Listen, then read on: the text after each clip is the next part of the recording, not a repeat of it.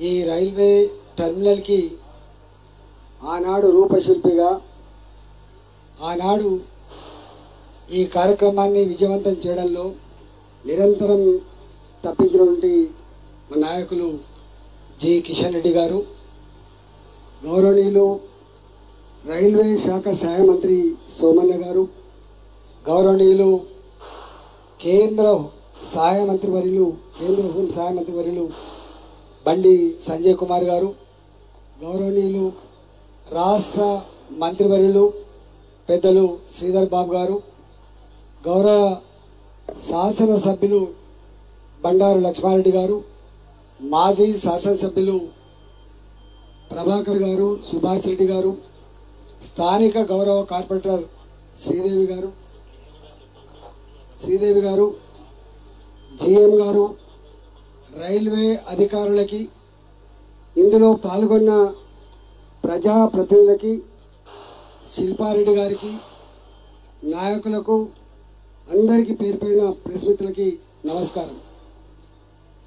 హైదరాబాద్ వేగంగా అభివృద్ధి చెందిన నగరంగా గుర్తించి దీన్ని సంపూర్ణంగా అభివృద్ధి చేయాలనేటువంటి సంకల్పంలో నరేంద్ర మోడీ గారు ఒక గొప్ప విజనరీగా ఒక గొప్ప ఆశయంతో ఇవాళ 400 పైచిలకు కోట్లతో ఈ టెర్మినల్ని నిర్మాణం చేసి ఈరోజు తెలంగాణ ప్రజలకి అంకితం చేస్తున్న ఈ సందర్భంలో ప్రజలందరికీ కూడా శుభాకాంక్షలు తెలియజేస్తా ఉన్నాం.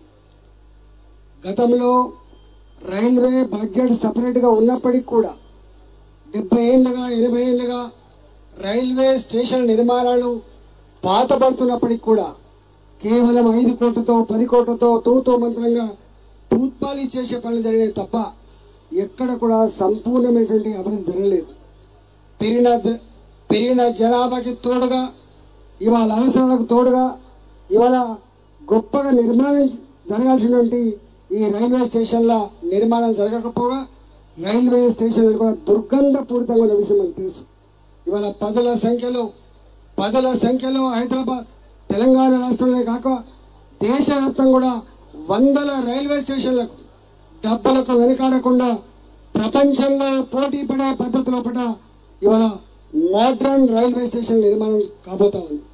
పెరిగిన ట్రాఫిక్కి అనుగుణంగా మొట్టమొదటిసారిగా ఢిల్లీ రూట్లో 2 రైల్వే లైన్లు ఉండేది.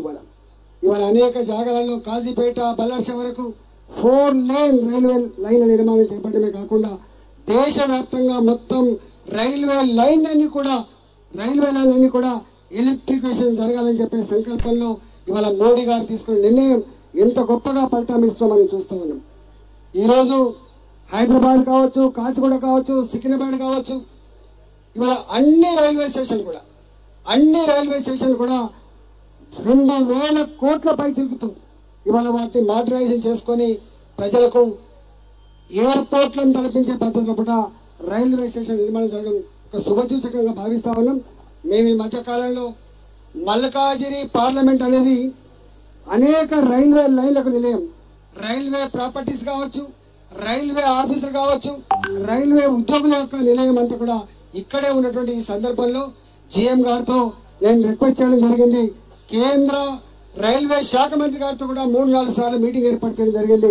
ఇవాళ వాటన్నిటినీ కూడా ఆ సమస్యల పరిష్కారం కోసం రాష్ట్ర ప్రభుత్వ పరంగా ఉన్నటువంటి చిన్న సమస్యలు కూడా కోఆర్డినేషన్ చేసుకొని దాన్ని ఎరాడికేట్ చేసుకొని వీటి సంపూర్ణ నిర్మాణం కోసం గొప్పగా కృషి చేయాల్సిన అక్కడ ఉందని చెప్పి ఈ సందర్భంగా మనవి చేస్తూ ఇవాళ ఈ మల్కాజిగిరి పార్లమెంట్ ఉన్నటువంటి ఈ టెర్మినల్ ఇంత గొప్పగా ఇవాళ నిర్మించుకొని జాతికి అంకితం చేస్తున్న సందర్భంలో ఈ ప్రాంత ప్రజానికానికి ఎనలేని సేవలు చేస్తానంటే దాంట్లో సందేహం లేదు. ఇక్కడ చెర్లపల్లి ఇండస్ట్రియల్ ఎస్టేట్కి ఇది గొప్పగా అభివృద్ధి చెందడానికి దోహదపడుతుందని చెప్పి ఆశిస్తూ మీ అందరికీ నమస్కరిస్తూ సెలవు తీసుకుంటాను.